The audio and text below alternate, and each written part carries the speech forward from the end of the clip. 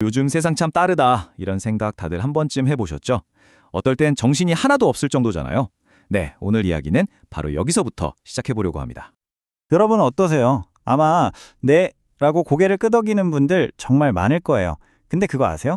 혼자만 그렇게 느끼는 게 절대 아니라는 거. 생각해보면 팬데믹 이후에 정말 많은 게 바뀌었잖아요. 거기다 갑자기 등장한 AI, 챗봇, 5G 기술은 또 얼마나 빠르게 확산되고 있어요. 예전에 상상도 못했던 일들이 막 현실이 되니까 많은 분들이 혼란스러워하는 게 어찌 보면 당연한 거죠. 네, 바로 이 불안감, 이 혼란이 오늘 우리가 마주할 핵심적인 문제예요. 오늘 살펴볼 정명철 목사님의 저서 하나님께서 택하신 사람들이 바로 이 도전에 대한 해답을 제시하고 있거든요. 자, 지금부터 그 해답을 같이 한번 찾아가 보시죠. 이 책이 말하는 핵심 메시지는 정말 간단해요. 우리가 힘든 시기를 만났을 때 그냥 외면하거나 버티는 게 아니라는 거예요. 오히려 신앙을 힘의 원천으로 삼아서 더 적극적으로 위를 바라보며 나아가자는 거죠. 자, 그렇다면 이 책에서 말하는 신앙은 대체 어떤 모습일까요? 궁금하시죠? 네, 바로 긍정적 신앙의 힘에 대한 이야기로 넘어가 보겠습니다. 저자는 신앙을 항상 긍정적인 것이라고 딱 정의해요. 근데 이게 그냥 다 잘 될 거야 하고 막연하게 생각하는 그런 긍정이 아니고요. 하나님을 믿는다는 그 자체가 바로 삶의 고백이고 거기서부터 나오는 힘이라는 거죠. 좋습니다. 그럼 이 긍정적인 신앙을 우리 삶에서 실제로 어떻게 키워나갈 수 있을까요? 책에서 제시하는 아주 구체적인 3가지 핵심 원칙이 있거든요. 지금부터 하나씩 차근차근 짚어볼게요. 그 첫 번째 원칙은요, 바로 말의 힘입니다. 와, 이게 진짜 중요한데요. 우리가 매일같이 쓰는 이 말이 우리 인생 전체를 바꿀 수 있다는 거예요. 지금 보시는 이 비유가 정말 기가 막힙니다. 책에서는 성경 야고보서에 나오는 비유를 가져오는데요. 한번 보세요. 저렇게 거대한 배를 움직이는 게 뭐죠?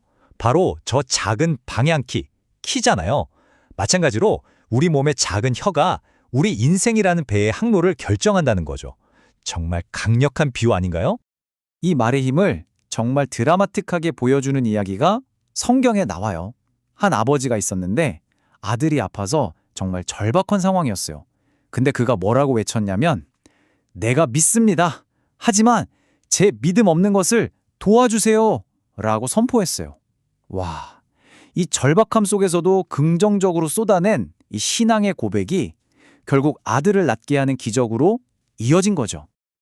자, 그럼 이걸 우리 일상에 어떻게 적용할 수 있을까요? 책에서는 아주 간단한 방법을 제안해요. 아침에 눈을 뜨자마자 스스로에게 이렇게 한번 선포해 보는 거예요. 오늘도 주님이 나와 함께 하신다. 나는 하나님이 사랑하는 아름다운 사람이다. 나는 오늘 행복한 하루를 살 것이다. 이런 식으로요. 이런 작은 습관 하나가 그날 하루를 바꾸고 결국 인생 전체를 긍정적으로 이끌어 간다는 거죠.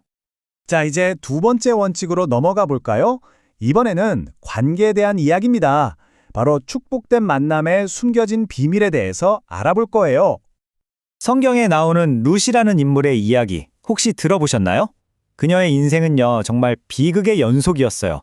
기근 때문에 고향을 떠나야 했고 이국 땅에서 남편에 이어 2 아들까지 모두 잃게 되거든요.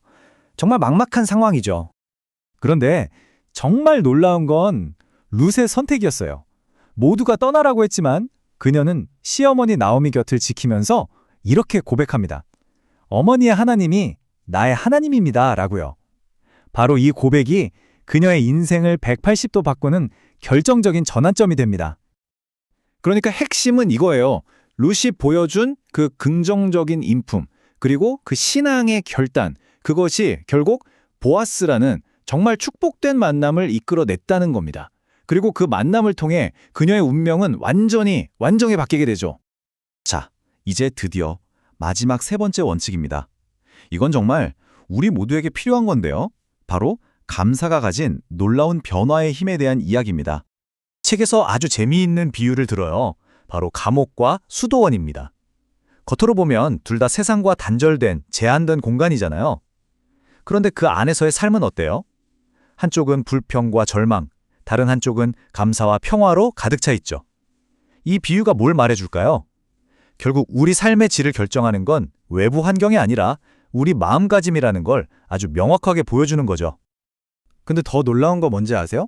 이 감사라는 영적인 실천이 그냥 마음만 좋게 하는 게 아니라 실제로 우리 몸에 과학적인 영향을 미친다는 거예요. 우리가 진심으로 감사할 때 뇌에서 행복 호르몬이라고 불리는 세로토닌이나 천연 진통제 역할을 하는 엔돌핀 같은 게 막 분비된대요.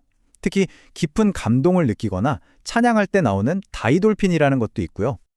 와, 이 다이돌핀이라는 호르몬 이게 진짜 대단합니다. 연구 결과를 보니까요. 우리가 진통제로 쓰는 모르핀 있죠? 그것보다 효과가 무려 4,000배나 더 강력하대요. 4,000배요. 이게 무슨 뜻이겠어요? 우리가 느끼는 그 깊은 감동과 감사가 실제로 우리 몸의 고통을 잠재우는 엄청난 치유제가 될 수 있다는 거죠. 자, 이제 오늘 이야기의 결론으로 한번 가보겠습니다. 지금까지 3가지 원칙을 살펴봤는데요.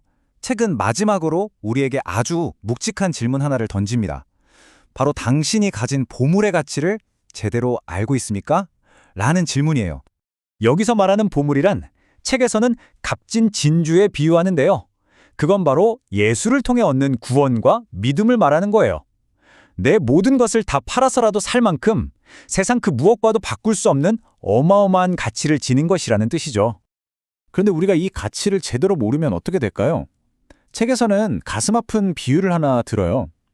과거에 원주민들이 다이아몬드 같은 보석의 가치를 몰라서 반짝이는 유리구슬 몇 개랑 그냥 바꿔버렸던 것처럼 우리도 우리 손에 쥔 이 믿음의 가치를 모르면 세상의 하찮고 값싼 것들과 너무나 쉽게 맞바꿔버릴 수 있다는 거죠. 정말 섬뜩한 경고예요. 그래서 이 책의 마지막 메시지는 아주 명확합니다.